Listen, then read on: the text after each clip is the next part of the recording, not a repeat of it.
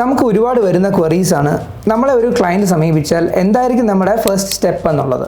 നമ്മൾ അവരുടെ റിക്വയർമെൻറ്റ്സ് എല്ലാം കേട്ടതിന് ശേഷം നമ്മൾ ഫസ്റ്റ് അവരുടെ മാക്സിമം സൈറ്റിൽ വെച്ച് തന്നെ ഒരു മീറ്റിംഗ് അറേഞ്ച് ചെയ്യുന്നു. അതാകുമ്പോൾ നമുക്ക് ആ ഒരു സൈറ്റ് കണ്ടീഷൻസ് ഡയറക്റ്റ് മനസ്സിലാവാൻ പറ്റും. അതിനുശേഷം ക്ലയൻറ്റിൻ്റെ റിക്വയർമെൻറ്റ്സും അവർ സെറ്റ് ചെയ്തിരിക്കുന്ന ബഡ്ജറ്റും ഇത് രണ്ടും നോക്കിയിട്ട് ഈ ബഡ്ജറ്റിൽ അവരുടെ റിക്വയർമെൻറ്റ്സ് മീറ്റ് ചെയ്യാൻ പറ്റുമോ ഇല്ലേ എന്നുള്ളത് നമ്മളൊരു ഫുൾ ക്ലാരിറ്റി അവർക്ക് കൊടുക്കും. ഇല്ലാന്നുണ്ടെങ്കിൽ എവിടെയൊക്കെ കോംപ്രമൈസ് ചെയ്യാം, എവിടെ ചെയ്യാൻ പാടില്ല എന്നുള്ള ഒരു ഐഡിയയും അവർക്ക് കൊടുക്കും. അതിനുശേഷം നമ്മളൊരു റഫ് എസ്റ്റിമേറ്റ് കൊടുക്കുകയാണ്. അതായത് വീടിൻ്റെ മാത്രം കോസ്റ്റ് അല്ല, നമുക്ക് അതുമായിട്ട് അനുബന്ധിച്ച് വരുന്ന എല്ലാ കോസ്റ്റും ഒരു റഫ് എസ്റ്റിമേറ്റ് ആയിട്ട് അവർക്ക് പ്രസൻറ്റ് ചെയ്യുന്നു. അതിനുശേഷം ആർക്കിടെക്റ്റുമായിട്ട് ഡിസ്കസ് ചെയ്ത് വേണ്ട റിവിഷൻസ് എല്ലാം വരുത്തി ആ പ്ലാൻ ഫൈനലൈസ് ചെയ്യാൻ ചെയ്യുന്നത്. പ്ലാൻ ഫൈനലൈസ് ചെയ്തതിന് ശേഷം ബിൽഡിംഗ് പെർമിറ്റ് എടുക്കാനുള്ള ഒരു ആപ്ലിക്കേഷൻ കൊടുക്കേണ്ടതാണ്. അത് കഴിഞ്ഞിട്ട് 3D മോഡലിംഗിലേക്ക് കടക്കാൻ പറ്റും. 3D ഫൈനലൈസ് ചെയ്തതിന് ശേഷം മാത്രമേ നമുക്ക് ഒരു എക്സാക്ട് കോസ്റ്റ്, വീടിന് ആകുന്ന ഒരു എക്സാക്ട് കോസ്റ്റിലേക്ക് നമുക്ക് അറൈവ് ചെയ്യാൻ പറ്റുള്ളൂ.